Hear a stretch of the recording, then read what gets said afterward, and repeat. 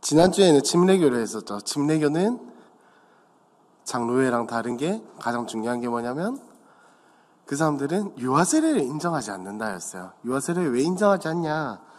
그 어린 아기가 어떻게 자신의 신앙 고백을 할 수 있냐 이건 거죠.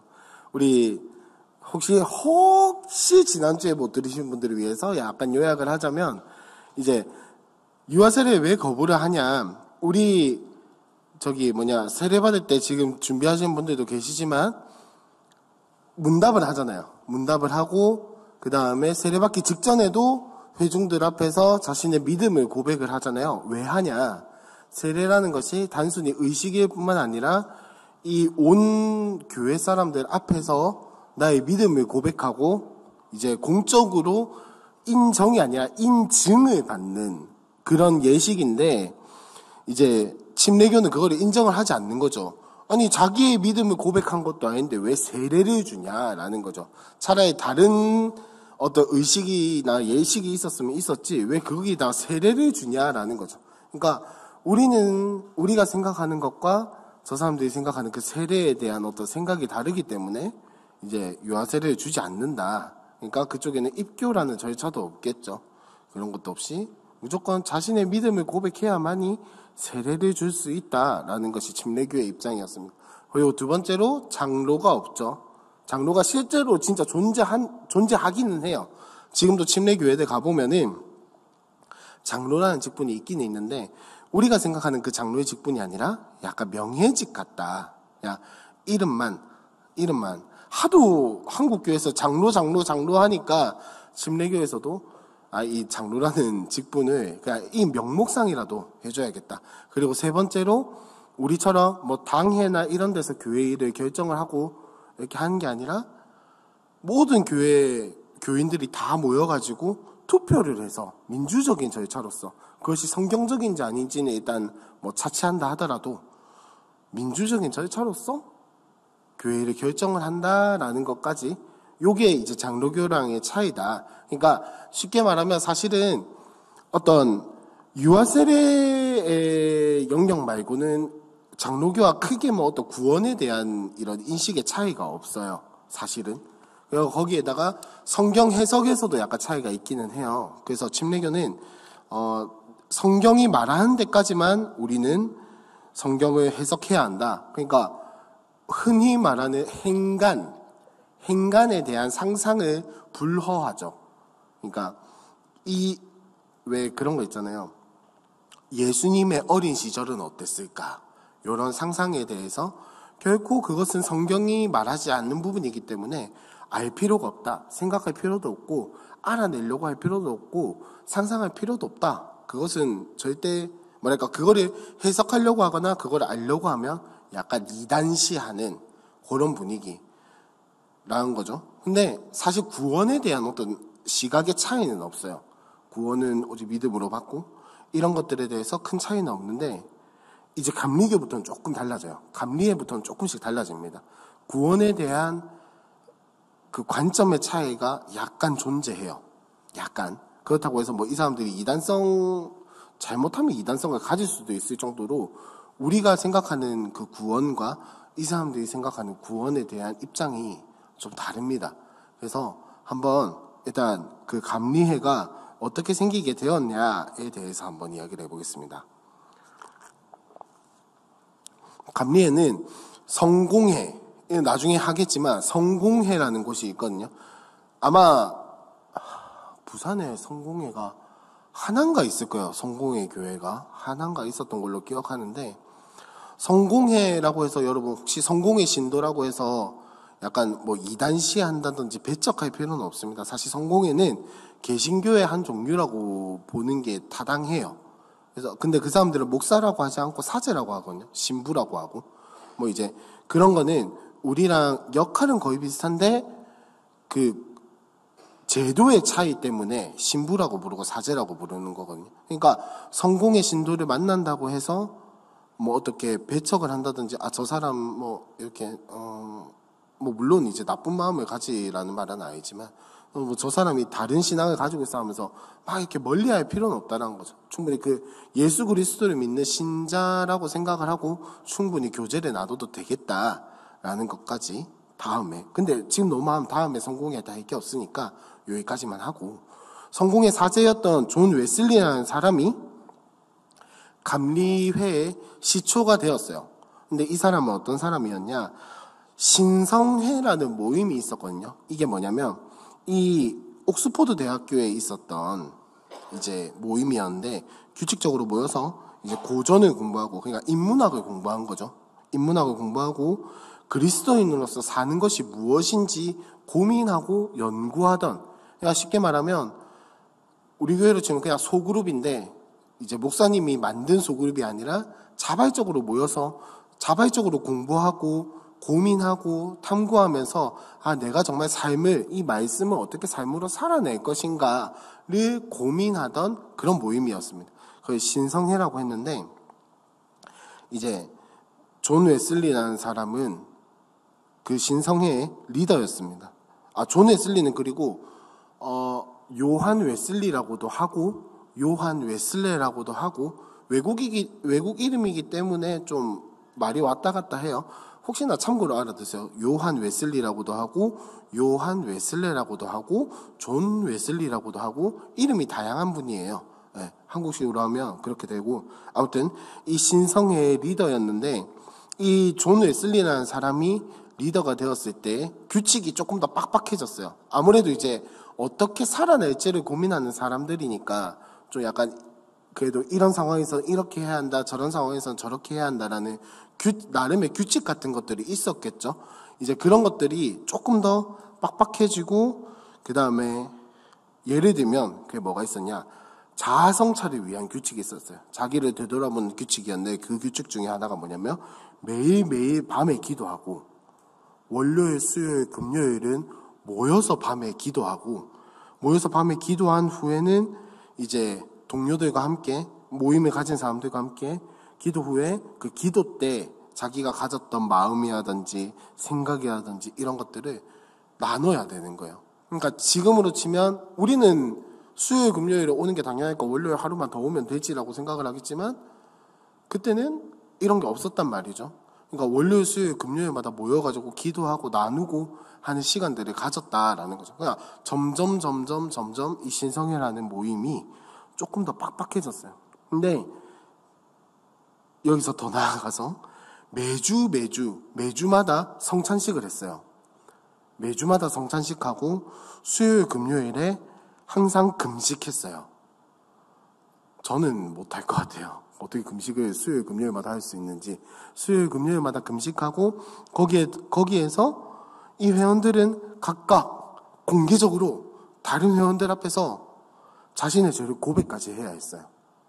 그러니까 딱 생각나는 게 있죠. 우리나라 옛날에 평양 대부흥 시절에 우리 믿음의 선배들이 하셨던 그 말씀을 사모하고 막 사경회에 막 보따리 들고 다니시면서 사경회를 다니셨던 그 당시에 그 열정들과 이때 그런 신앙의 모습들이 요한 웨슬리 때, 존 웨슬리 때 이 신성회라는 모임을 통해서 막 드러나고 있었던 거예요. 물론 신성회가 더, 요한 웨슬리가 더 이전이에요. 더 이전인데, 그런 모습을 상상을 하시면 될 것 같아요.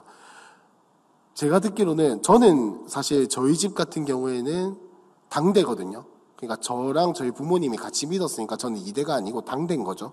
당대 신앙인데, 그 위에도 교회 다니시는 분이 없었어요. 그냥 철저하게 불교 집안이라서, 사실은 저는 할머니가, 증조 할머니가 보침 싸들고 사경에 다녔다, 이런 거를 직접 듣지는 못했지만, 옛날 이야기를 들어보면 우리나라 기독교 초기에는 아무래도 시골이 많으니까 시골에서 사경회를 한다고 하면은 할머니들이 혹은 어머니들이 아기를 손에 잡고 이고, 그 다음에 조금 멀리 있다 싶으면, 교회가 좀 멀리 있다 싶으면은 보통 사경회 하면 막 4일, 5일 이렇게 있잖아요. 그럼 3박 4일 동안 먹고 자고 할 거를 다 싸갖고 다니는 거예요. 친척집이 있으면 재수죠. 그냥 돈 조금 드리고 먹을 거 이렇게 하면 되지만, 없다면은 진짜 거기 그 사경회 장소에서 마루에 이불 펴놓고 자기도 하면서 그렇게 금식도 강제적인 금식이기도 했겠죠. 그렇게 금식도 하면서 기도하면서 말씀을 사모했던 그런 모습들이 존 웨슬리의 모습이었다라고 생각을 하시면 되겠네요. 이 사람들은 매일의 삶을 그 부흥회와 사경회를 하면서 살았다. 라고 생각을 하시면 쉽겠습니다. 그러니까 그렇게 하니까 사람들이 힘들겠죠. 사람들이 힘들고, 혹은 보통 그런 모임은 두 부류 중에 하나예요. 떨어져 나가거나 성직자를 하거나, 보통 그런 흐름으로 가잖아요.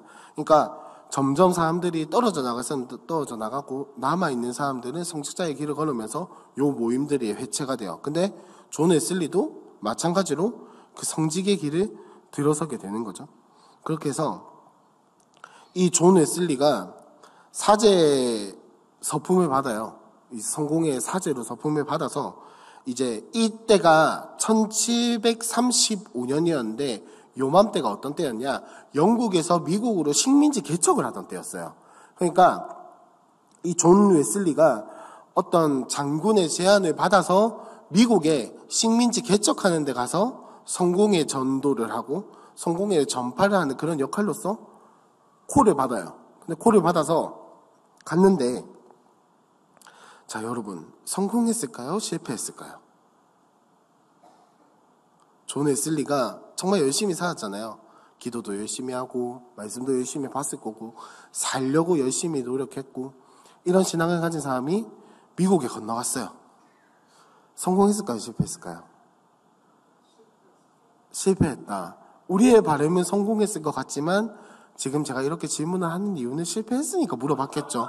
성공은 너무 당연히 성공을 했을 거니까. 실패했어요. 왜냐면 이 실패를 한 게 왜냐면 이 미국, 아메리카 원주민들에 대해서 너무 무지했던 거죠. 너무 무지했어요. 첫 번째는 무슨 말이냐면 이 순수한 사람들이라고 생각을 했는데, 보통 그렇잖아요. 우리는 우리보다 문화가 좀 떨어진다라고 생각을 한다든지 원주민이다 이러면은 일단 기본적으로 약간 문화가 좀 떨어지고 지능이 약간 떨어지고 뭔가 순수할 것 같아. 도시에 때를 묻지 않은 사람들인 것 같아. 근데 이 미국의 인디언들은 유럽인들 못지않게 잔인하고 영악한 사람들이었다. 사람은 다 똑같잖아요, 사실은. 까보면. 영악하고 잔인한 사람들이었다. 요거를 파악을 못한 거죠. 그러니까 자기는 그 원주민들이 자기네들보다 문화도 뒤떨어지고 어떤 수준도 뒤떨어지니까 전도하면 오 이러면서 다 믿을 줄 알았던 거예요. 너무 쉽게 생각했던 거죠. 그렇게 해서 전도를 했는데 안 되니까 거기다가 존 웨슬리 아까 말씀드렸죠. 신성이라는 모임에서 규칙을 계속해서 강화해 나갔다고. 그 말은 이제 다른 건 모르겠어요. 신앙에 있어서만큼은 조금 고지식하고 조금 이렇게 율법주의적인 경향이 있었으니까 어떤 융통성 없는 그런 신앙의 기준들과 이런 것들 때문에 오히려 더 잘 안 먹혀 들어간 거죠. 오히려 그냥 처음엔 좀 약간 프리하게 이렇게 하고 좀 나중에 신앙이 자랐을 때 그렇게 나가도 됐을 텐데 그냥 자기의 방식을 그대로 진행을 하려고 하니까 오히려 안 먹혀 들어갔다. 그래서 실패해서 어떻게 하냐면 내가 왜 실패했을까? 이 사람도 참 부지런한 사람이에요. 그냥 포기하고 그냥 자기 갈 길, 영국에서 자기 갈 길 갔으면 됐을 텐데 돌아와서도 계속해서 자기의 실패 이유를 성찰을 한 거예요. 그렇게 하면서 모리비아교라는 게 있거든요. 뭐 이것도 다음에 기회가 되면 한번 이야기를 하겠지만 모리비아교도 개신교의 한 갈래 정도로 보시면 될 것 같아요. 거기에 있는 목사님과 계속해서 교류를 하면서 오직 믿음으로라는 말이 자기는 이전에 깨달아지지 않았는데 이 오직 믿음으로라는 말을 조금 알게 된 거예요. 깨달았던 거예요. 뭐냐면 내가 지나온 신앙생활과 내가 전해온 어떤 선교 활동을 보니까 형식만 있고 실제로 그 안에 참 믿음이 없었구나. 나는 형식을 지킴으로 인해서 믿음을 가질 수 있다라고 착각을 했구나 라는 것을 그때 깨닫게 되는 거죠. 그러니까 존 웨슬리는 여태까지 그렇게 생각했던 거예요. 내가 매일 밤마다 기도하고 수요일 금요일마다 금식하고 열심히 말씀 읽고 친구들과 혹은 동료들과 말씀을 나누고 신앙을 나누다 보면 나는 그게 믿음을 가진 건 줄 알았다라는 거예요. 선후가 뒤바뀐 거죠. 믿음을 가진 사람들이 그렇게 살아갈 수 있는 건데 자기는 그렇게 살아가면서 이거는 내가 믿음을 가진 거야 라고 착각을 했다라는 거죠. 이제 이때부터 조금 존 웨슬리의 삶이 바뀌게 됩니다. 그래서 바뀌게 되어서 뭐랄까, 이제 예수님을 인격적으로 만나게 된 거죠. 예수님을 인격적으로 만나서 막 자기 간증을 해요. 근데 여러분 경험해 보신 분들은 아시겠지만 내가 막 예수님을 인격적으로 만났을 때 그 감격에 들떠서 막 두서없이 간증을 하다 보면은 자기를 배척하는 사람들이 생기기 마련이에요. 사실은 좀 약간 싫어하는 분위기. 그리고 지금까지 이야기를 들으셔서 조금 아시겠지만 이때 당시에 영국의 어떤 그런 성공회의 분위기는 그렇게 막 복음에 불타서 살아가는 사람들이 아니라 약간 형식주의, 율법주의 이런 거를 좋아하던 사람들이었어요. 그러니까 당연히 예수님을 딱 인격적으로 만나서 이제 막 믿음을 알고 복음에 불타오르는 존 웨슬리가 막 간증을 하고 설교를 하고 이야기를 하면 그 성공의 사람들 조금 꺼렸겠죠. 좀 꺼리면서 이제 약간 배척을 당해요. 배척을 당하다시피 해가지고 교회들이 존 웨슬리만 보이면 쫓아내는 그런 지경에까지 이르렀는데 여러분들이 잘 아시는 사람이 등장을 합니다. 누구냐면 조지 휘필드예요. 잘은 아닐 수도 있겠구나. 반응을 보니 잘은 아니겠네요. 잘은 아니고 한 번쯤은 들어봤을 만한 조지 휘필드라는 사람이 등장을 해요. 이 사람이 이제 존 웨슬리를 데리고 돌아다닌 거죠. 그러면서 설교를 시키면서 그 조지 휘필드와 존 웨슬리가 영국에서 우리나라 평양대부흥 하면은 어떤 장로님이 나오죠?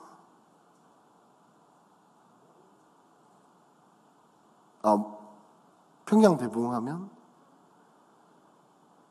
다음 시간까지 숙제입니다. 예를 들면 그렇다는 거예요. 그러니까 영국에서도 평양대부흥 같은 대부흥이 있었는데 그때 당시에 한 맥을 잡았던 게 조지 휘필드와 존 웨슬리였습니다. 그렇게 하면서 이제 사람들이 막 모이게 된 거예요. 그렇게 하면서 존 웨슬리가 사람들을 모았다라기보다는 존 웨슬리와 함께 신앙생활을 하던 사람들이 이번에 보시면 메소디스트 신도회라는, 메소디스트라는 거는 쉽게 말하면 뭐냐면 어떤 방법 그리고 규칙 이런 걸 지켜나가는 사람들을 메소디스트라고 할 수 있는데, 요런 신앙을 지키기 위해서 부흥을 경험했고 이 부흥을 지켜나가기 위해서 자신들의 이런 규칙들을 세우고 신앙을 지켜나가고자 노력했던 사람들이 이 메소디스트 신도회예요. 그러니까 존 웨슬리와 조지 휘필드 그리고 영국의 그 부흥을 지켜나가자, 우리가 이때 받았던 그 하나님으로부터 받았던 그 복음에 불타는 감격과 사랑과 이런 것들을 지켜나가자 해서 모인 것이 메소디스트 신도회이다. 그렇게 해서 이 신도회를 조직을 하고 만들어서 존 웨슬리라는 사람은 여기 안에 이제 속회라는 게 있어요. 감리교에서 속회라는 게 있거든요. 여기서부터 사실 시작됐다고 봐야 하는데, 요 속회와 반회 등등 이제 신도회 안에서도 작은 소그룹들을 만들어서, 우리 교회라고 치면은 소그룹들과 셀을 만들어가지고 계속해서 효율적인 신앙훈련이 되게끔 이렇게 만들어 나갔다라는 거죠. 그래서 웨슬리가 이렇게 활약을 한다고 해야 할까요?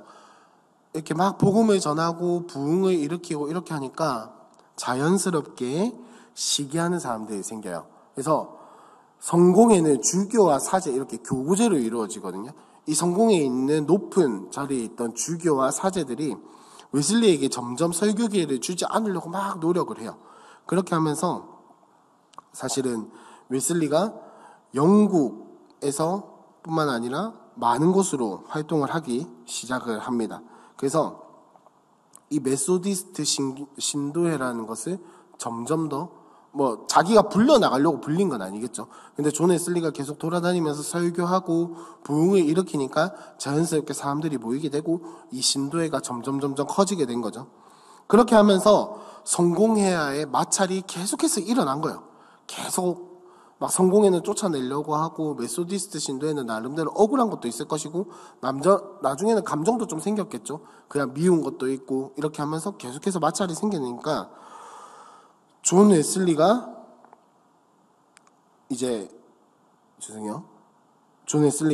미국으로 독립을 해 나간 겁니다. 미국으로 독립을 해 나가고 존 웨슬리가 이제 함께 죄송해요.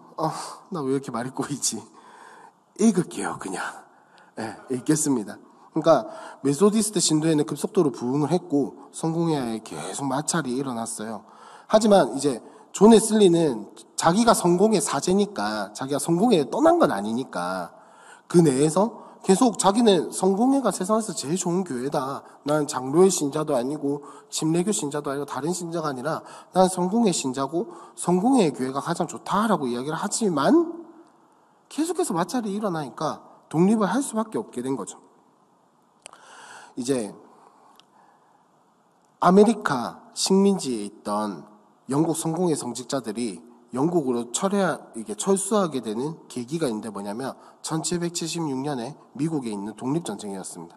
근데 존 웨슬리는 이때 무슨 생각을 했냐면 성공의 사제들이, 성공의 성직자들이 영국으로 돌아오니까 그 미국에 남아있는 성공의 신자들은 성만찬을 못 받겠죠. 성찬을 못 받게 되겠죠. 성공회 모임은 있는데 성공의 성직자들이 없으니까.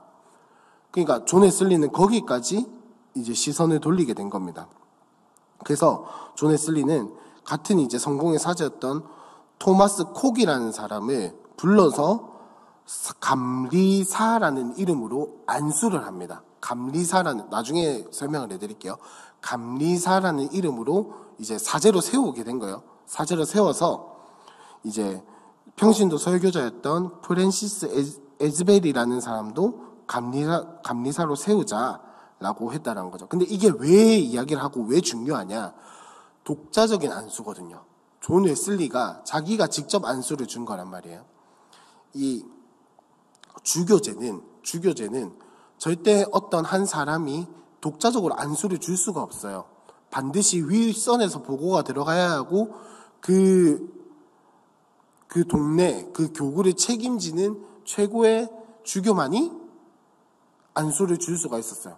그러니까 존 웨슬리가 그런 위치에 있는 것도 아닌데 독자적으로 안수를 주었다? 요 말은 이제 나는 에라 모르겠다. 난 독자적으로 행동을 하겠다라고 선포한 거나 다름이 없다라는 거죠.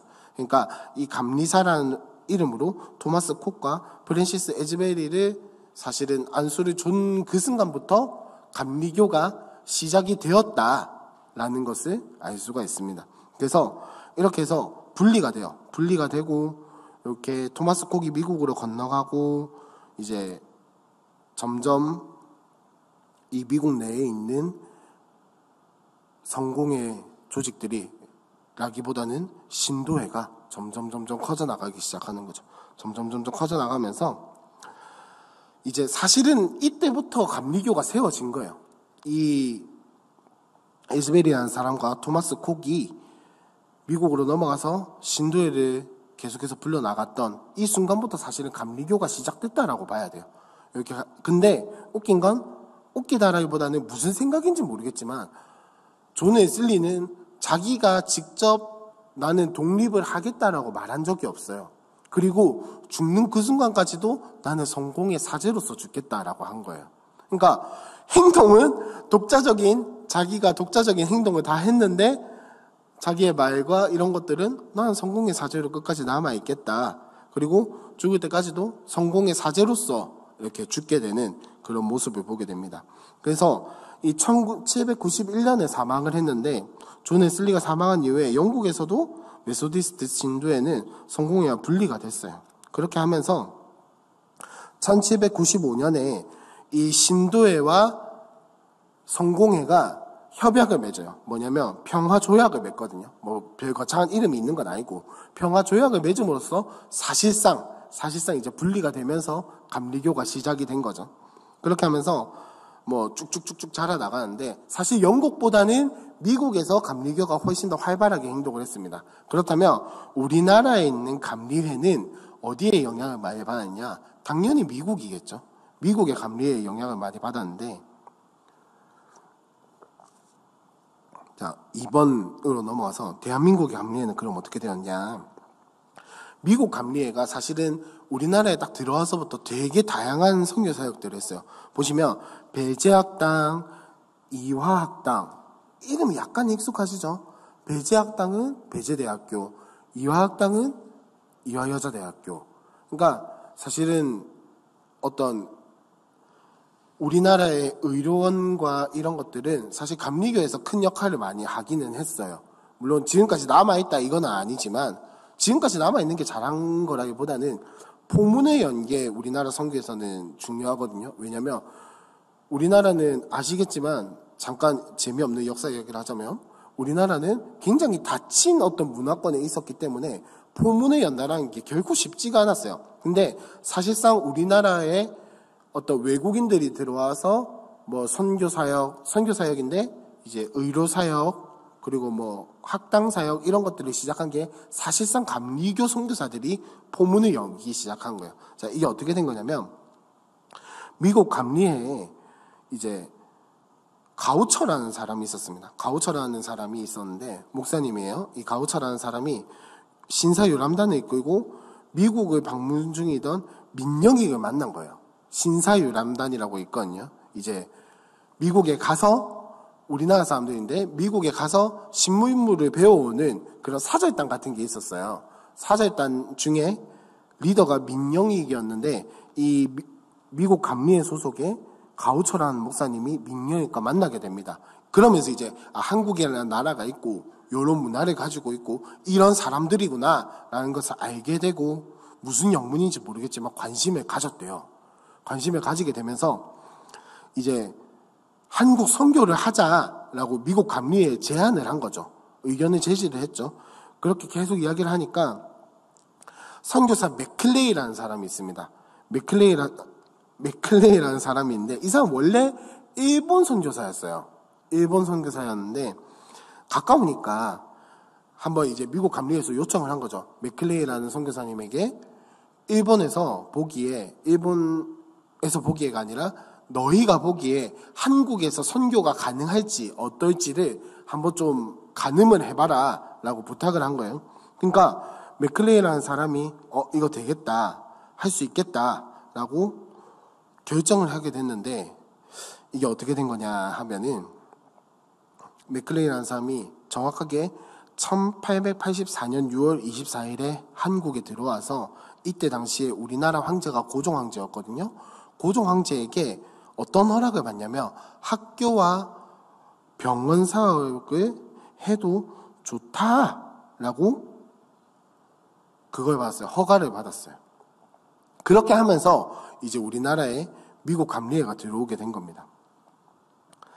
근데 이때 제가 적었다라고 생각을 했는데 왜 안 적었는지 모르겠는데 이때 그 고종 황제를 만나서 허락을 받을 수 있게끔 도와준 중요한 인물이 누구냐?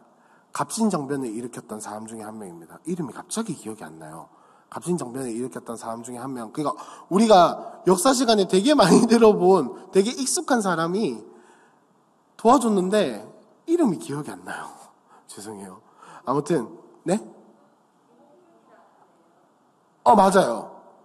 아닌데? 김옥균 맞아요. 김옥균이 맞을 거야 아마. 김옥균이 도와줬어요. 도와줘가지고 고종 황제를 만날 수 있었고 고종 황제를 만나서 여러 허락까지 받을 수 있었다라는 거죠. 그렇게 하면서 이제 본격적으로 미국 감리회가 들어와서 여러분이 한 번쯤 들어봤을 만한 아펜젤러라는 선교사님이 들어왔고요. 그 다음에 스크랜턴 대부인 여자거든요. 스크랜턴이라는 대부인, 여부인이라고 할게요. 그냥 여부인이라는 사람이 들어와서 우리나라에 선교를 시작하게 됩니다. 그래서 처음에 미국 감리회 선교는 크게 세 가지로 나뉘어요. 교육, 의료, 문서 요 세 개로 시작이 되거든요. 교육 쪽은 아까도 봤지만 배제학당과 이화학당으로 시작되었고 그 다음에 의료 쪽은 시병원이라는 곳과 보구여관이라는 곳이 이제 주요하게 사역을 했었습니다. 그리고 감리회에서 문서 사업을 했다라고 했는데 요 출판사에서 펴낸 성경과 서적들은 이제 복음 전도에 굉장히 유효한 도구가 되었어요. 왜냐? 이때 당시에는 제대로 된 성경책이 없었기 때문에 이 미국 감리회가 들어와서 문서 선교를 감당하러 말미암아서 번역도 했었거든요. 우리나라에서 직접 우리나라에 들어와서 우리나라 말로 번역도 하면서 이 성경이 우리나라에 점점 퍼져나가게 된 거죠. 그래서 스크랜튼이라는 이 여부인이 시병원을 한 거고, 아펜젤러가 배제학당, 그리고 메리 스크랜튼이라는 사람이 이 여학당을 세워서 계속해서 선교를 했는데, 이 시병원이라는 곳이 어떤 곳이었냐면, 이때 당시에 우리나라에 병원이 없었던 게 아니에요.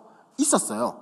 제중원이 제일 유명했는데, 이 제중원은 사실 민간인들, 그러니까 계급 신분이 낮은 사람들이 가기에는 굉장히 힘든 그런 곳이었어요. 그러니까 간다 하더라도 뭐 어떤 높은 가격과 이런 것들 때문에 사실상 민간인을 위한 병원이라기보다는 뭐 밖에 사는 귀족들을 위한 그런 병원이었다. 요 정도로 이해를 하면 되는데, 사실 시병원이라는 곳은, 스크랜튼이 세운 시병원은 정부의 입김이 미치지 않는, 사실 사설이잖아요. 사설. 우리나라에서 세운 게 아니고 사설이니까 정부의 입김이 미치지도 않고 고위직들의 입김이 미치지도 않으니까 사람들이 되게 많이 간 거예요. 그렇게 하면서 우리나라에 의료가 퍼질 수 있게끔 도와준 거. 그냥 단순히 이렇게 치료만 해주고 끝난 것이 아니라 사람을 길러내면서 우리나라의 의료가 좀 활발하게 돌아가고 퍼질 수 있고 세워질 수 있게끔 요람 역할을 한 것이 시병원이라는 곳이었어요. 그래서 이 시병원이라는 이름이 원래 처음부터 시병원으로 한 게 아니라, 고종황제가 너무 이 의료 선교가 이 의료 사업이겠죠. 그 사람들 입장에서는 요 의료 선교가 잘 되니까 시병원이라는 이름을 고종황제가 직접 하사해 준 거예요. 그만큼 우리나라에서 민간인들을 위한 어떤 그런 역할을 했었다라는 겁니다. 그리고 뭐 배제학당, 이학당이라는 이런 것들을 통해서 우리나라의 지식인들을 키워내고, 저기 누구냐, 유관순 열사도 이화학당이죠. 이화학당에 잠깐 다녔었고, 하여튼 우리나라의 유명한 사람들이 여기서 공부를 많이 했었어요. 자, 여기서 이제 배제학당에서 첫 감리교 세례 교인이 나옵니다. 사실 여러분들도 잘 아시겠지만 교회 교인은 세례 받은 사람으로부터만 교회 교인으로 받아들이잖아요. 그러니까 우리나라의 첫 세례 교인, 감리교 세례 교인이 배제학당에서 나오게 되고, 이제 지금 사실 우리나라 감리교의 산 역사인 교회가 하나 있어요. 정동제일교회라는 곳인데, 정동제일교회는 아직까지도 있거든요. 요 정동제일교회의 모체였던 배대예배당, 그러니까 개척교회죠. 개척교회가 처음으로 요 시기에 생기게 됩니다. 그렇게 하면서 우리나라 사실 감리교는 계속해서 미국 감리교의 영향을 받으면서 미국 감리교의 어떤 선교 사업을 통해서 계속해서 자라나갔다. 근데 의료 선교와 교육 그리고 문서 선교를 통해서 계속해서 자라나가게 되었습니다. 근데 이렇게 계속해서 자라나가다가 일제강점기가 도래를 하죠. 근데 제가 이렇게 막 준비를 하면서 감리의 홈페이지를 한번 봤어요. 감리 홈페이지를 한번 봤는데, 사실 우리나라에서는 장로회 외에는 신사참배에 사실상 타협을 했었거든요. 사실상 장로회 내에서도 뭐 타협한 사람들도 많지만 거의 대부분은 집례도 그렇고 감리회도 그렇고 공식적으로 윗선에서, 그러니까 공식적으로 그 대표들이 신사참배는 종교행위가 아니다라고 결의를 했었어요. 근데 감리회 홈페이지에 찾아보니까 우리는 그렇게 하지는 않았고 이렇게 표현을 하더라고요. 근데 정확하게 말씀을 드리면 사실 그러니까 총회에서, 물론 이 감리회 내에서도 신사참배에 거부한 사람들이 있었을 거예요. 다 똑같이 생각하지는 않았겠지만 감리회는 이때 당시에 총회에서 분명히 결의를 했습니다. 총회장이, 뭐 우리랑은 사실 말이 다른데 우리로 치면 총회장이 신사참배는 종교적 행위가 아니라 국가적인 의례이다 라고 분명히 결의를 했었어요. 그렇게 하면서 감리교도 사실은 어떤 일제의 이런 탄압과 침략에 굴복할 수밖에 없었다라는 겁니다. 근데 이 감리교도 사실은 지금 우리나라의 감리교가 나중에 보겠지만 크게 두 개밖에 없거든요. 기독교 대한감리회랑 예수교 대한감리회, 이렇게 두 개밖에 없는데 사실상 교단이 두 개밖에 없는 거죠. 근데 뒤에 말씀드렸던 예수교 대한감리회는 사실 진짜 작은 교단이에요. 그래서 없는 셈 치고 기독교 대한감리회 하나밖에 없는 건데 사실 분열을 많이 했었어요. 분열을 많이 하고 근데 합쳐지게 된 거죠. 계속해서. 그래서 감리회는 사실 이때 기독교 조선감리회라는 이름이 붙었어요. 기독교 조선감리회라는 이름이 붙으면서 강제로 이제 남북에 있었던 사실 우리나라에 남과 북으로 감리회가 약간 나뉘었었거든요. 근데 이게 기독교 조선감리회라는 이름으로 하나로 모이게 되었었는데 광복하면서 다시 흩어지게 된 케이스가 감리회의 케이스예요.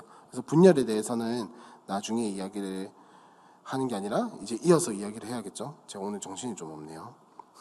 이제 이어서 분열과 합동에 대해서 이야기를 할 건데 이제 해방이 되자마자 우리나라 기독교가 전체적으로 한번 이런 이야기가 있었어요.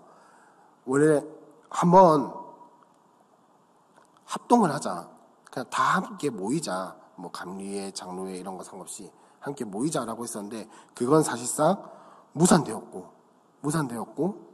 이때 감리회가 요게 무산되면서 분열을 겪게 돼요. 왜냐면 이 당시에 그 일제가 강점하고 신사참배를 강요하던 요 시기에 사람들이 이 파도 나뉘고 저 파도 나뉘었었는데 뭐냐면 신사참배를 해도 된다.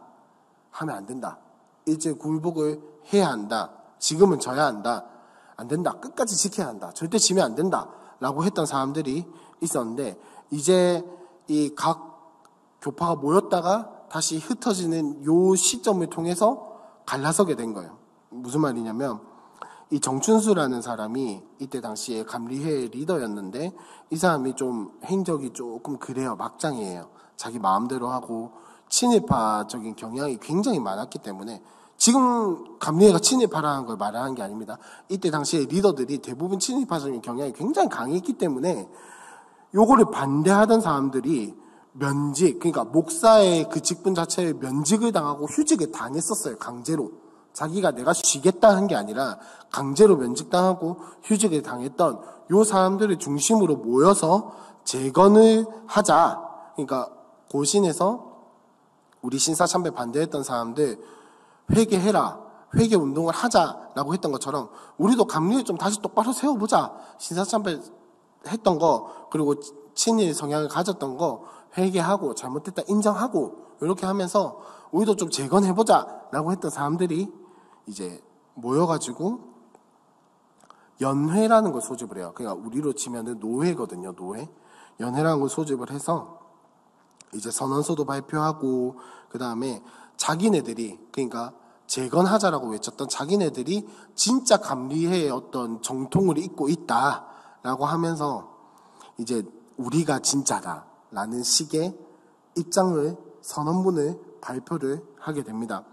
당연히 그 감리회 대부분의 사람들 입장에서 좀 안 입고 왔겠죠. 안 입고 온 것도 있고 그 다음에 어쨌든간 좀 이렇게 화합을 하고 혹은 이렇게 이야기를 해나가면서 풀어가야 할 문제를 자기네들이 진짜다. 내가 그 왜 어디든 먹자골목 이런 데 가면 유명하면은 우리가 원조 무슨 원조 돼지국밥, 진짜 원조 돼지국밥, 제일 원조 돼지국밥 뭐 이런 식으로 있는 것처럼 그러니까 누가 원조고 이런 게 중요한 게 아니잖아요, 사실은. 그러니까 이 사람들 입장 총회 입장에서는 굉장히 좀 이렇게 했지만 그래서 수습대책위원회를 감리교에서 마련을 해요. 좀 수습을 하자. 서로 화합할 건 화합하고 좀 서로의 잘못들을 인정하고 화합을 하자라고 했는데 여기서 교회 복홍방침이라는 것을 발표를 하는데 이 복홍파라는 용어가 여기서 나오게 되었고 이 두 파가 근데 문제는 뭐냐면 따로 총회를 열어요. 따로 총회를 열어서 감독을 선출하고 사실상 분열이 된 거죠. 분열이 되었는데 그나마 다행히도 1949년에 그러니까 몇 년 안 지나서 한 3, 4년 지나가지고 다행히 양측이 통합에 동의를 해요. 그러니까 합의점을 본 거죠. 합의를 보고 다시 합치게 된 겁니다. 여기서부터 우리나라에 지금 가지고 있는 이름인 기독교 대한감리회라는 이름이 여기서부터 시작이 되는 거예요. 기독교 대한감리회라는 이름이 시작되고 이제 문제는 여기까지의 이야기가 남쪽에 있는 감리교의 이야기였어요. 남쪽에 있는 감리의 이야기였거든요. 그러니까 소련에 의해서 점령을 당했던 이북에 있었던 감리교회는 이제 여러분도 잘 아시겠지만 지금도 마찬가지지만 그 소련의 정책이라든지 이런 것들 때문에 탄압을 계속해서 받았어요. 그러니까 감리회가 살아남을 수 없었던 그런 상황인 거죠. 그래서 소련에 의해서 주요한 그때 이북에 있었던 그 감리회의 주요한 리더들이 계속해서 연행되거든요. 감옥에 갇히게 된 거죠. 감옥에 갇힘으로써 이 활동 범위와 교세가 점점 줄어들 수밖에 없었고, 그때 한 47년쯤에 그때 있었던 대부분의 목회자들이 월남하면서, 사실 이북에서는 지금 뭐 교회 자체가 없는 것도 맞지만 이때쯤 해가지고 감리회가 거의 다 빠지게 되었다. 북쪽에서는 그렇게 됩니다. 그렇게 하면서 전쟁을 지나고, 전쟁까지는 그래도 분열이 크게 없었어요. 근데 전쟁이 지나고 나서 쉽게 말하면 이겁니다. 이때 당시에 감리회의 제일 최고 리더였던 목사님이 재선이 되기 위해서, 그러니까 또 대빵을 하기 위해서, 또 내가 리더가 되기 위해서 자기가 출마한 거예요. 단어가 생각이 안 나. 출마한 거예요. 원래는 재선이 안 된다라고 했었는데 억지로 자기가 밀어붙여서 출마하면서 여기서 또 감리회의 분열이 일어납니다. 근데 이때는 조금 컸어요. 스케일이 좀 컸어요. 그래서 총회도 따로 만들고 연회도 따로 만들고 신학교도 따로 세웠어요. 신학교를 따로 세웠다는 건 이 교단에서 굉장히 큰 일이거든요. 굉장히 큰 일이에요, 여러분. 전혀 그렇지 않다는 표정이신데 굉장히 큰 일이에요. 왜냐하면 신학교라는 게 왜 중요하냐면 교단의 신학이 신학교에서부터 나오거든요. 교단의 신학은 사실 신학교에서 다 결정이 돼요. 예를 들면 이런 걸 한 말씀드릴게요. 저도 아직 결론을 못 내린 문제인데, 지적장애인의 세례에 대해서, 지적장애인의 세례를 여러분 어떻게 해야 할까요? 지적장애인에게 세례를 줘야 할까요? 말아야 할까요? 자, 찬성하는 쪽 입장에서는 뭐냐면 믿음을 고백하지 그 지적장애로 인해서 믿음을 표현은 할 수는 없지만 가질 수는 있지 않냐. 예수 믿는 믿음만 있으면 충분한데 그 믿음을 고백할 수 있는지 없는지는 우리가 다 알 수 없다. 그러니까 우리가 봤을 때 이 사람이 정말 예수를 믿고 예배에 반응이 있고 하나님에 대한 인식이 있는 것 같으면 세례를 주어도 된다고. 반대하는 사람 입장에서는 안 된다. 세례는 공적인 고백이 있어야지, 믿음의 고백이 있어야지 줄 수 있다. 그러니까 사람들 앞에서 그 믿음이 확인이 되어야지 많이 세례를 줄 수 있기 때문에 세례를 주어서는 안 된다라는 거야. 자, 이런 것들을 결정을 하는 게 신학교예요. 그러니까 총회 이런 질문이 나오잖아요. 이 질문이 그냥 교회 내에서 막 네가 맞니 내가 맞니 이렇게 막 그냥 이야기하고 서로 약간 선의의 어떤 토론이죠. 이런 것들로 끝날 수 있는 문제가 아니잖아요. 쥐어뜯고 싸울 수도 있잖아요. 그렇게 하면 교회에서 노회에다가 질문을 올리면 노회에서 연구를 해요. 근데 노회에서도 답이 안 나온다? 그럼 총회에다가 연구를 맡겨요. 근데 보통 이런 것들은 총회에서 어떻게 결정하냐? 신학교에 맡기자. 이렇게 되거든요. 그럼 이제 신학교에서 교수님들이 연구를 해서 이런 것들을 갈래를 잡아 나가는 거예요.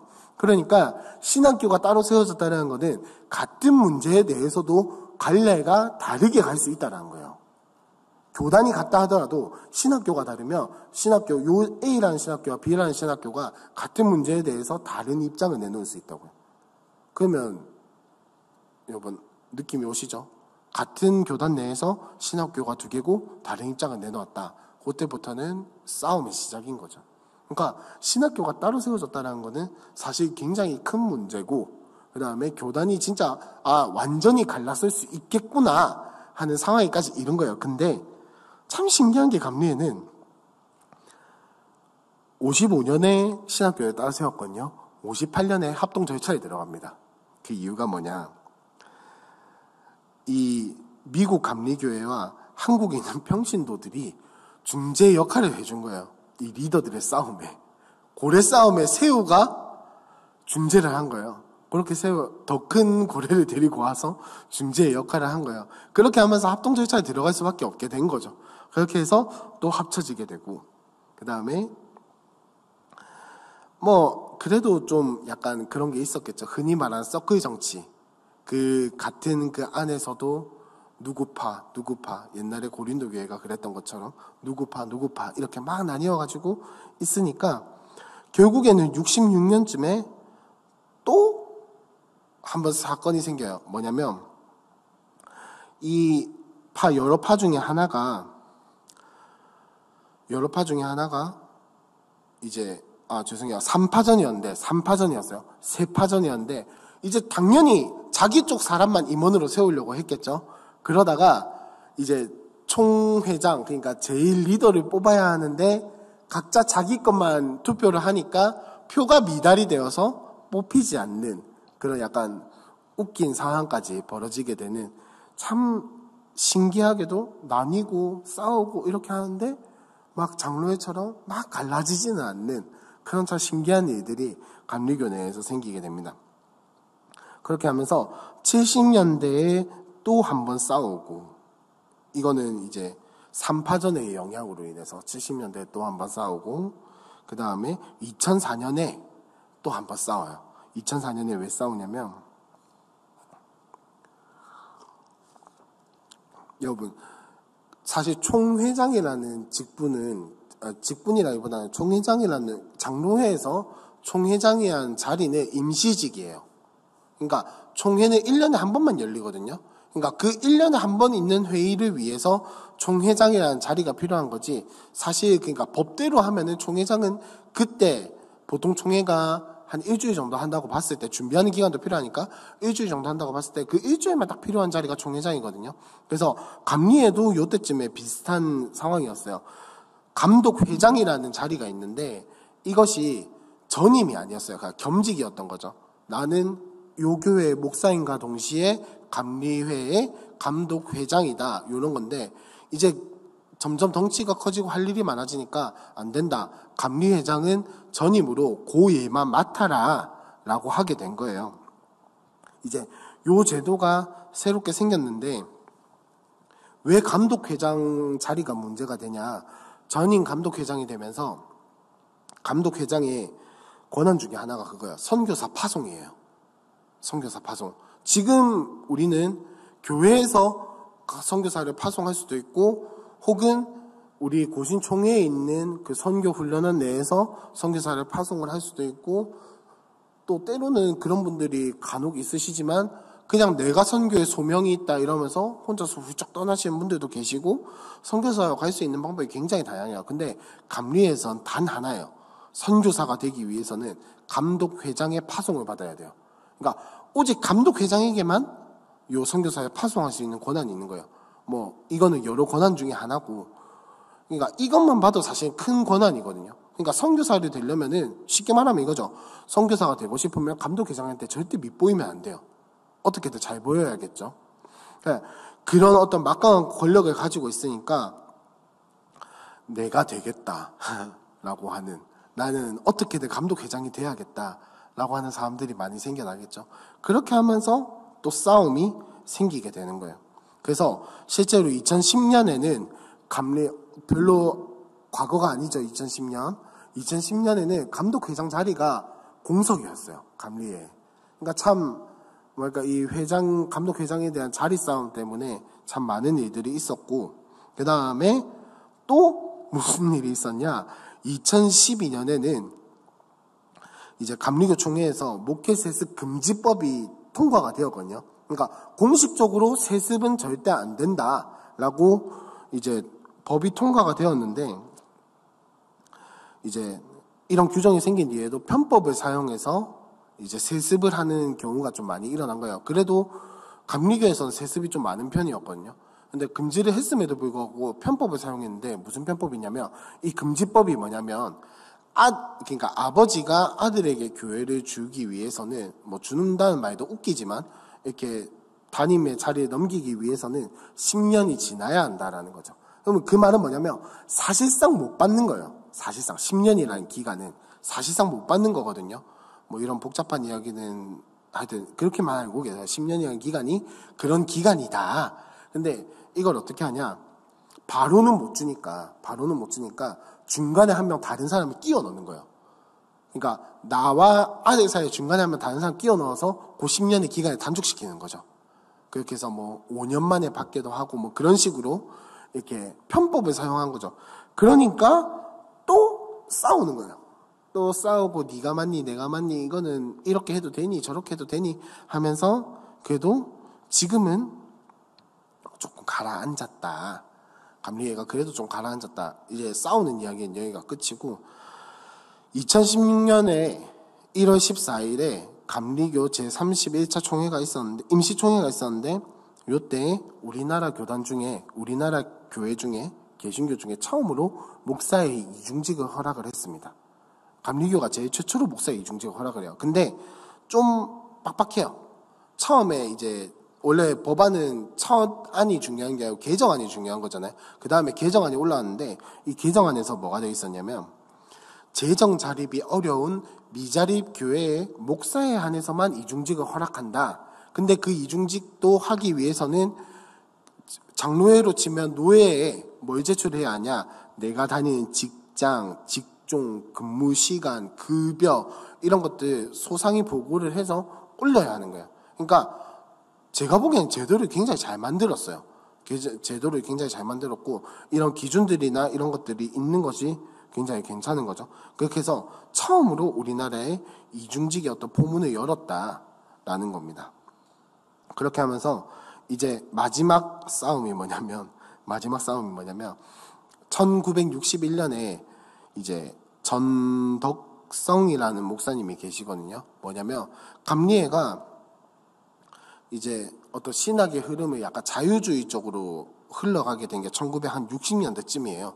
그때쯤에 하면서 그 다음에 여태까지 이야기를 들어보시면 많이 싸웠잖아요. 총회장 자리라든지 어떤 그런 것들 때문에 뭐 팝의 싸움이라든지 이런 것들 때문에 그 전덕성이라는 목사님이 감리회에 대해서 굉장히 환멸을 느끼어요. 기독교 대한 감리회에 대해서 굉장히 환멸을 느껴서 1961년에 탈퇴하고 함께 탈퇴한 몇 명의 목사님들과 함께 미국 자유감리교회에 지원을 받아서 교단을 하나 세우게 되는데 그게 한국예수교 자유감리회라는 이름으로 처음에 만들어지게 되었고 지금은 예수교 대한감리회라는 이름으로 만들어지게 되었습니다. 근데 예수교 대한감리회라고 해서 무조건 가시면 안 돼요.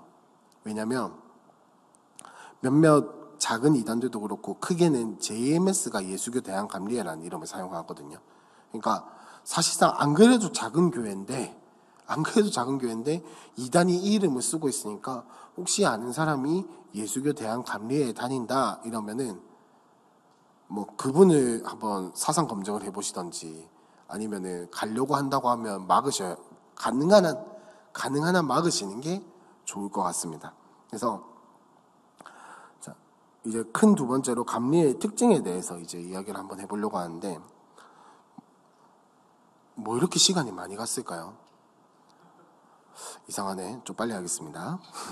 감리의 특징은 뭐냐면 제가 아까 시작할 때 그렇게 말씀드렸어요.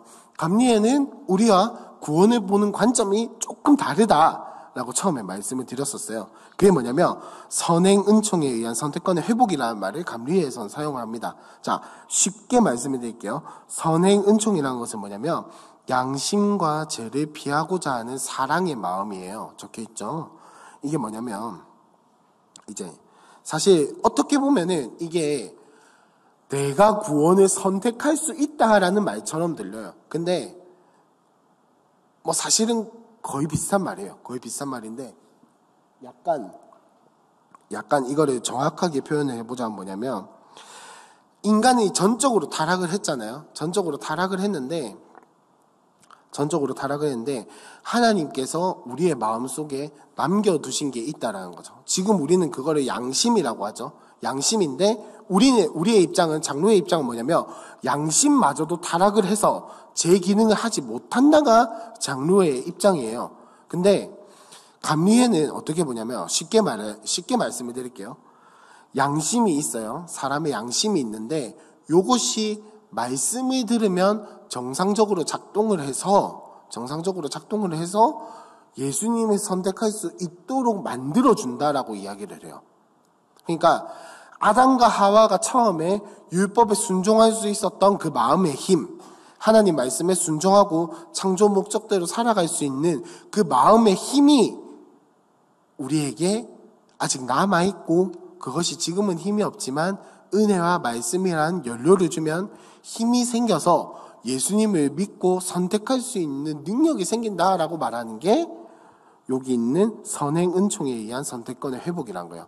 자, 그러면 선행은총은 뭐냐? 하나님께서 남겨두신, 하나님께서 우리에게 주시는 은혜. 그리고 선택권은 뭐냐? 여기서 말하는 선택권은 우리 마음속에 내재되어 있는 양심이라는 거죠.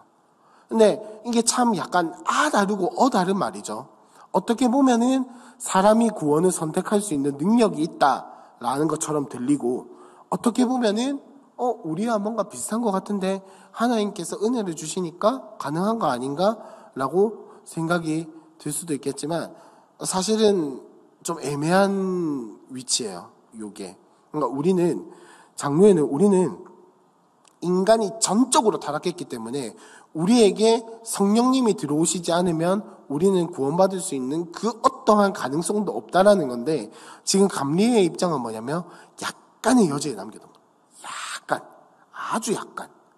아주 약간의 여지에 남겨둔 거기 때문에 요게 이단성이 있다라고까지 말할 수는 없겠지만 굉장히 하나님에 대해서, 구원에 대해서 잘못 이해할 수 있는 여지가 굉장히 있다라는 거죠. 그래서 사실은 저는 개인적으로 배운 것도 그렇고 개인적으로 절대 이렇게 생각하면 안 된다라고 생각해요. 인간이 전적으로 타락했다는 것은 구원에 대해서 그 어떤 힘과 능력도 가질 수 없다라는 거거든요.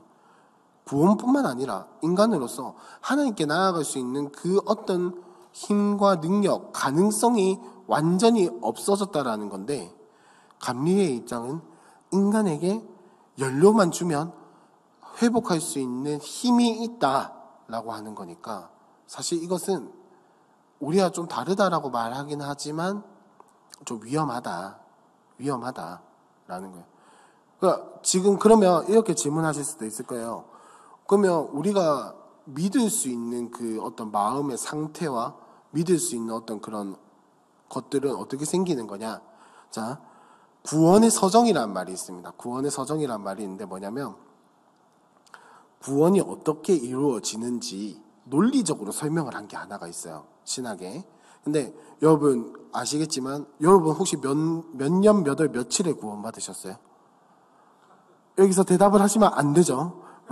연 목사님께서 이단 강의해 주실 때 잘 말씀해 주셨는데, 우리 안에 성령님이 어떻게 오시는지, 구원이 어떻게 이루어지는지, 내가 어떻게 변화가 되었는지, 내 존재가 어떻게 바뀌었는지, 내가 어떻게 새 사람이 되었는지 몰라요. 어떻게 되는지 설명도 못해요. 그냥 성령님의 역사다라고밖에 말할 수가 없는데, 이제 그거를 그냥 목사들이 질문을 해주시는데, 모르죠. 그거 어떻게 알아요? 라고 말하면 굉장히 신뢰성이 좀 떨어지겠죠. 그래서 이제 설명을 할 수 있게끔 논리적으로 단계를 만든 게 있는데, 거기에서 보면 그러니까 말씀을 듣고 믿기 이전에 성령님이 마음속에 와 계세요. 우리가 그걸 모를 뿐이지.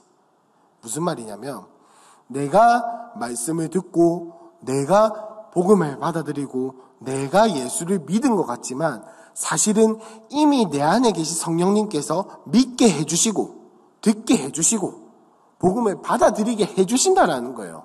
그러니까 감리교의 요 입장은 뭐냐면, 성령님께서 하시는 그 일이 인간의 노력과 능력과 인간의 어떠함으로 가능할 수도 있다라고 말하는 거예요. 그러니까 사실 조금은 위험한, 그러니까 다르고 다르기 때문에 사실 굉장히 조심해야 하는 부분이에요. 예. 그렇지만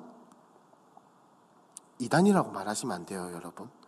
이단은 아니에요. 절대 이단이라고 말할 수 없고, 근데 사실 조금만 틀어지면은 굉장히 위험할 수 있는 그런 교리다라는 것 정도만 알아두시면 되겠습니다. 자, 그리고 두 번째로, 말씀의 선포를 통해 은혜로 말미암아 선택이라는 게 아까 말씀드렸던 거예요. 인간 안에 내재되어 있는 부분들이 말씀을 들음으로 말미암아 힘을 얻게 되고 그 힘을 얻은 내 안에 어떤 마음이 예수님을 선택할 수 있게 된다라는 거예요. 그 말을 하고 있는 겁니다. 자, 2번에 보시면 신앙의 실천을 강조합니다. 아까 존 웨슬리라는 사람이 어떤 사람이라고 했었죠? 굉장히 실천을 강조하고 기도하는 사람, 뭐 이렇게 규칙을 세워나가서 이런 것들을 만들어 나가는 사람이라고 말씀드렸잖아요. 그 영향이 여기까지도 오고 있는 겁니다. 그래서 신앙의 실천을 굉장히 강조하는데 이것이 개인적인 신앙의 영역뿐만 아니라 사회적인 영역까지 넘어가요. 그래서 예시로 제가 구세군과 기독교 대한 감리회 사회신경이라는 것을 적어놨는데 구세군이 사실상 감리회에서 나온 거거든요. 감리회에서 극단적으로 사회에 대한 신앙의 실천을 강조해가지고 나온 것이 구세군이에요. 그래서 구세군은 보면은 여러분 매번 이제 크리스마스쯤 되면은 모금함 들고 나오잖아요. 그게 그냥 자기네들의 어떤 그것 때문이 아니라 사회의 공익 실현을 위해서 그냥 모금을 하는 거예요. 그러니까 이 사람들은 감리교에서부터 더 나아간 사회적 영역까지 신앙을 실천해야 한다는 요 사상이 더 나아간 사람들이다.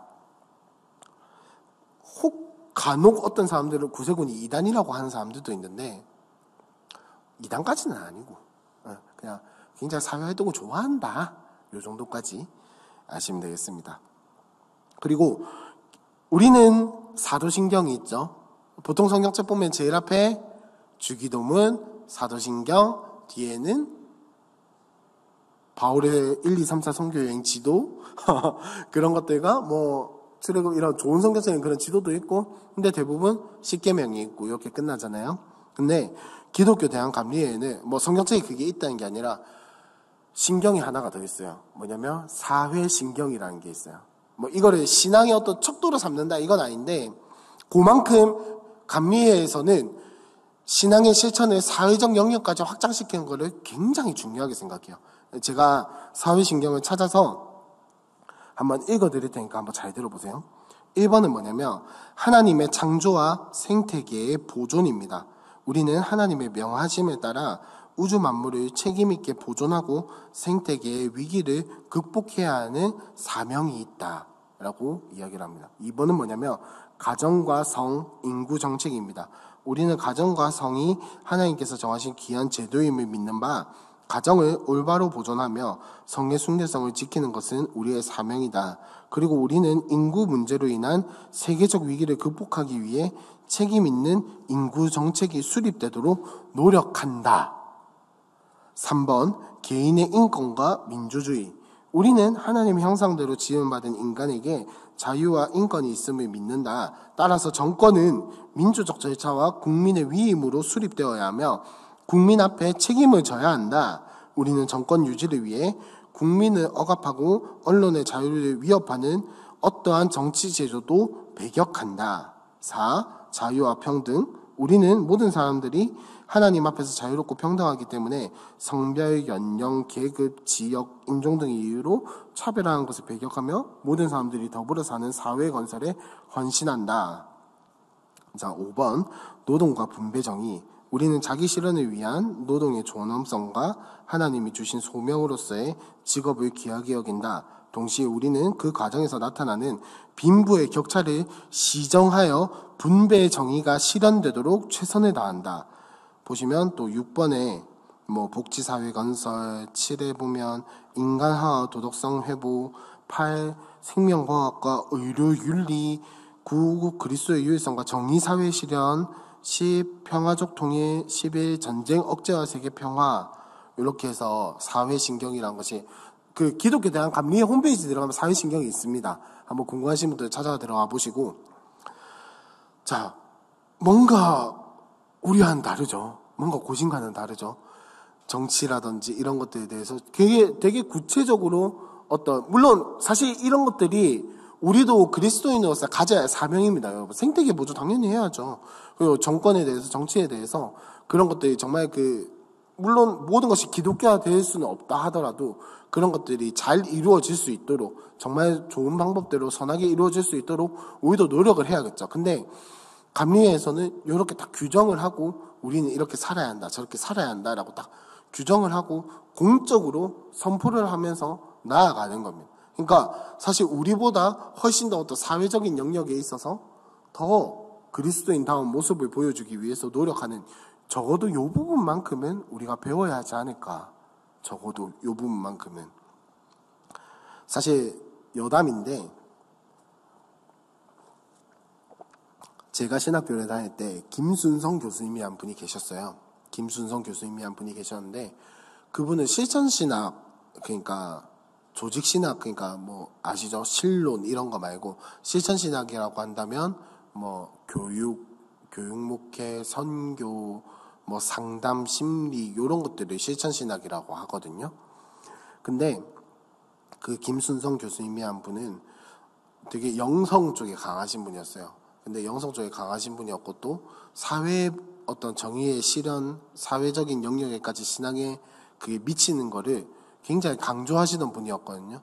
그래서 이제 그 교수님의 사역, 그 교수 사역 말미에는 생태신학 이런 것들도 많이 이야기를 하셨어요. 근데 사실 고신에서는 생태신학이나 이런 것들이 굉장히 좀 뭐랄까 홀대를 받고 있거든요. 왜냐하면 그건 중요한 게 아니다.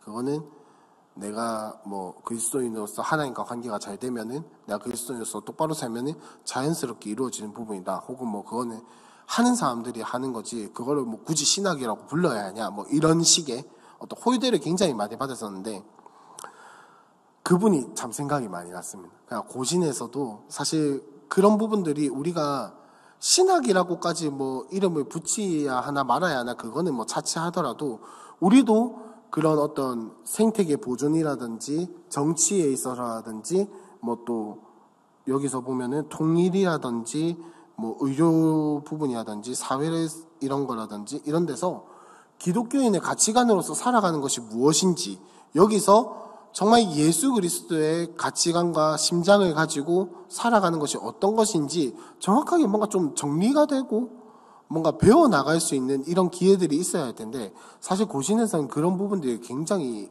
부족하거든요. 제가 여태까지 배워온 것들은 그랬어요. 교수님들도 그런 부분에 대한 인식이 많이 부족한 분들도 계셨고, 이런 부분에 있어서 사실 우리는 신앙생활 하면서 이런 부분을 놓치기 참 쉽다라고 생각을 합니다. 그런 건 뭐 알아서 잘 하겠지라고 생각해버린 부분이 있는데, 우리가 정말 그리스도인으로서 여기서 우리가 청지기로서 이 세상을 다스리고 보존하고 지키고 정복하고 다스리라는 명령을 받은 그런 백성임을 정말로 믿는다면, 우리 또한 이 사회와 생태계와 우리가 살고 있는 이곳을 어떻게 해야 하는지, 또 어떻게 다스리고 보존해 나가고 기독교적 세계관으로 어떻게 사회를 바라볼 것인지에 대한 책임의식과 윤리와 이런 것들이 우리에게도 있어야겠죠. 그거는 성경만 있는다고 되는 문제가 아니라고 생각을 합니다.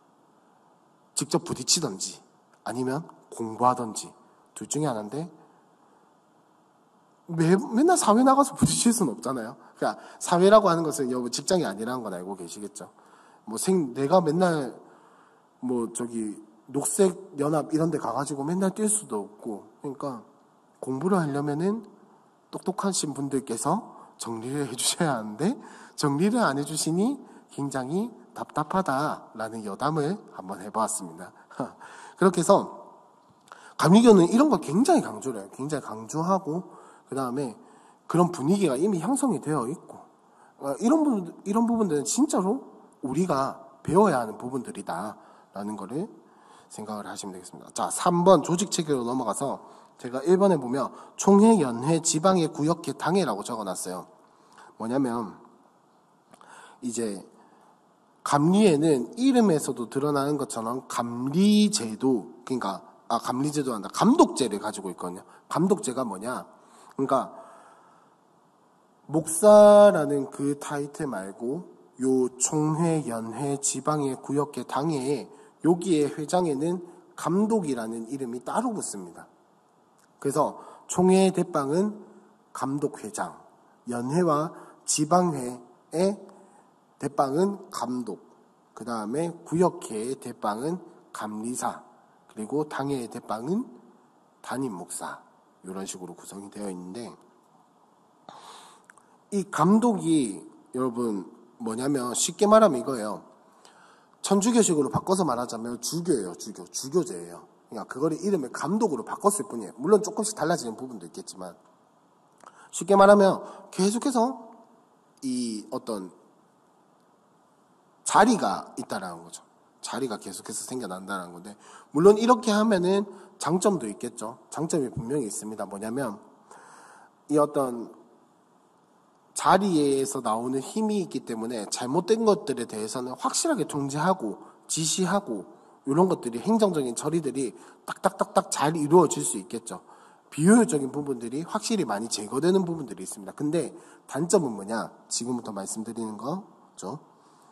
그러니까 권한이 어마어마하니까 누구나가 나는 저 자리에 차지해야겠어 라는 명예욕에 휩싸이기가 굉장히 쉽다라는 겁니다.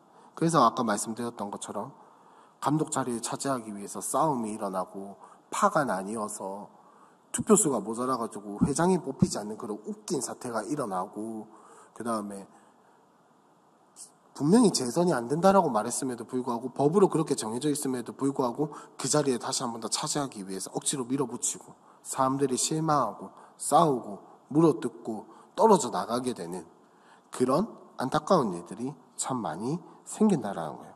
그래서 우리나라는 이제 그런 우리나라 감리회에서 교회세 신차원에서 어떤 결정을 했었냐면 감독 회장이 선교사를 파송하는 권한을 없앴습니다.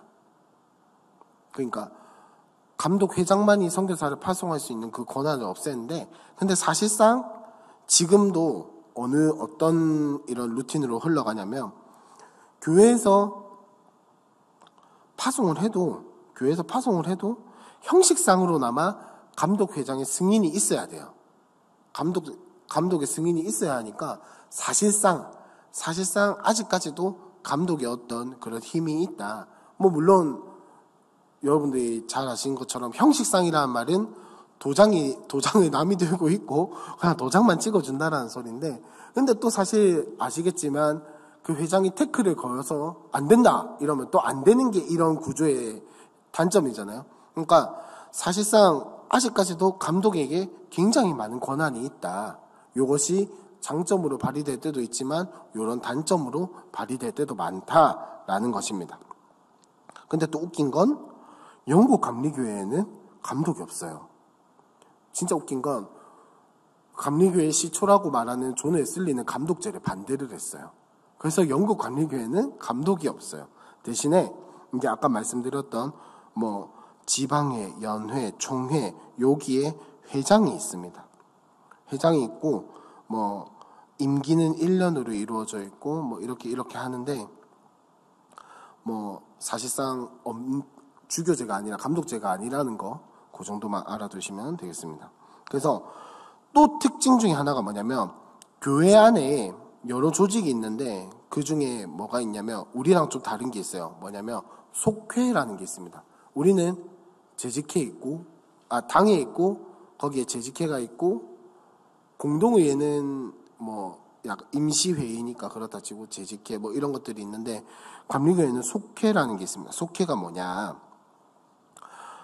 이 속회가 뭐냐면 쉽게 말하면 소그룹이에요. 소그룹인데 이제 한 10명 정도로 보통 구성이 되어서 속장과 속원 그러니까 대빵과 부원들로 이루어져 있고 보통 속장은 권사가 맞습니다. 그래서 감리교는 남자고 여자고 다 권사예요. 권사라는 이름이 감리교회에서 넘어오게 된 거예요. 아까 지난주에 침례에서 장로라는 이름을 가져갔다라고 했잖아요. 그것과 마찬가지로 우리도 장로회에서도 원래 권사라는 직분은 없어요. 장로회에는. 근데 이렇게 하는 걸 보니까 이 권사라는 것도 어떤 자리나 직분을 주는 것에 있어서 필요하겠다 해서 가져온 게 권사고 이 속회라는 것의 대빵은 보통 권사님들이 맡는다라고 하면서 이제 이 속회라는 게 우리가 생각하는 그런 어떤 회의, 뭘 결정하고 이런 것들이 아니라 지금 우리 교회로 치면 셀이에요. 셀로 모여서 함께 나누고 기도하고 함께 마음을 이렇게 예배를 드리고 하는 것이 속회입니다. 그러니까 셀, 그리고 그 위에는 우리는 팀이 있는 것처럼 속회 위에는 구역회가 있고 이런 식으로. 그러니까 사실 감리회에서 소그룹이 나왔다라고 봐도 조금은 과장된 말이겠지만 어쨌든 소그룹이라는 것에 대해서, 구역에 대해서, 셀에 대해서 가장 먼저 시작한 건 감리회예요. 감리회. 왜냐면 아까 그 존 웨슬리가 신도회, 메소디스트 신도회를 만들 때 어떻게 만들었다고 말씀드렸죠? 많은 소그룹으로 나뉘어 가지고 신앙훈련이 체계적으로 될 수 있게끔 이렇게 조직을 했다라고 했잖아요. 그런 장점들이 계속해서 이어져 내려오게 된 거죠. 그렇게 해서 사실상 셀과 구역과 이렇게 해서 소그룹으로 모여서 함께 삶을 나누고 신앙을 나누고 기도하고 모이는 것이 감리회에서부터 시작되었다라는 것 정도 알아두시면 굉장히 있어 보이는 교회 지식이 아닐까 하는 생각을 해봅니다. 그렇게 하면서 이제 밑에 2번에 보시면 감독, 회장, 감독, 감리사, 담임 목사 이렇게 있는데, 요건 뭐냐면 아까 말씀드렸던 총회, 연회, 지방회 이런 것들의 대표를 맡을 수 있는 자리, 직분이라는 거죠. 직이라는 거죠. 그런 것들이 있다라는 것 정도 알아두시면 되겠어요. 뭐 각 감독, 회장, 감독, 감리사, 담임 목사 여기에 뭐 특별한 의미가 있는 건 아니고요. 그냥 약간 올라가는 절차, 담임 목사부터 담임 목사 위에는 감리사, 감리사 위에는 감독, 감독 위에는 감독 회장 이렇게 있다라는 것 정도만 아시면 되겠습니다. 자, 큰 3번에 감리회 내 교단들이 있는데, 사실 기독교 대한 감리회 내에도 파벌보다는 조금 더 크게 사실상 교단에 가까운 형태로 많은 교회들이 분열이 되어 있어요. 사실은. 근데 왜 기독교 대한 감리회라는 하나의 교단으로 되어 있다라고 말씀을 드리냐면, 총회가 따로 구성되지 않았어요. 사실상 하나의 교단인 거죠. 그래서 기독교 대한 감리회라는 하나의 교단밖에 없습니다. 그러니까 나눌 수가 없어요. 여기는 나눌 수가 없고, 여기 기독교 대한 감리회 내에 파벌이 참 많기는 하지만 총회가 따로 구성되어지는 않기 때문에 하나다라는 것과, 2번에 보시면 예수교 대한 감리회, 아까 말씀드렸던 전덕성 목사님이라는 분이 이제 독립하셔서 독자적으로 창설한 되게 작은 교단이고, 2단에서 이 교단을 표방했다는 것은 아까 말씀드렸던 JMS 같은 교단들이 요 예수교 대한 감리회라는 이름을 가지고 하고 있다라는 거. 그리고 이제 신학교를 이제 지난번에 피드백을 주셔가지고 신학교도 같이 알려주면 좋겠다라고 하셔서, 기독교 대한 감리회는 감리교 신학대학교, 협성대학교, 모건대학교가 총회에서 인준하는 신학대학교입니다. 그러니까 직접적인 연관이 있는 것이고, 간접적으로 연관이 있는 곳은 어디냐면 연세대 신학과, 그리고 이화여대의 기독교 교육 뭐 이런 쪽으로 있는 곳들이 간접적으로 감리교와 관련이 있어요. 그러니까 사실 우리나라에서 좀 큰 신학교, 그러니까 우리는 고신대학교만 알겠지만 우리나라에서 조금 큰 대학교, 장로회 말고 그냥 장로회보다 더 넓게 가서 개신교 중에서 좀 큰 신학교들은 감리교가 가지고 있다라는 것 정도 아시면 되겠습니다. 그래서 아까 말씀드렸던 예수교 대한 감리회가 떨어져 나가면서 또 자기네들의 신학교를 세워요. 근데 요 감리회 신학교라는 곳은 어느 정도냐면, 그 왜 여러분들 많이 저기 어디냐, 최근에 하나인교회 아시죠? 저기 남산동 가는 게 하나인교회.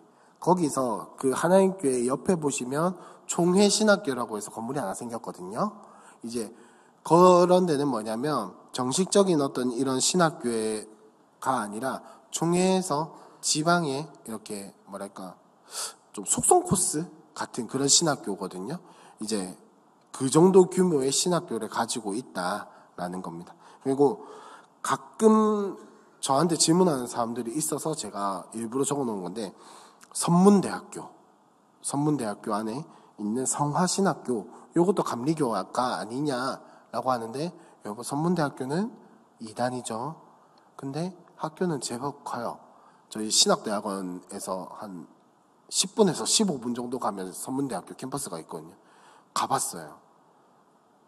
좋더라고요. 학교가 크니까 좋더라고요. 저는 저기 아시겠지만 영도 고신대를 나왔고 천안에 있는 고려신학대학원에 나왔거든요. 둘 다 학교 한 바퀴 도는데 30분이 절대 안 걸려요. 걸릴 수가 없어요. 학교 한 바퀴 도는데. 걸리면 하여튼 진짜 작은 학교만 다녔으니까 항상 큰 대학교에 대한 로망이 있거든요. 선문대학교는 크다라는 거. 근데 감리교 신학교가 아니라 이단이라는 거 반드시 알아두셔야 합니다.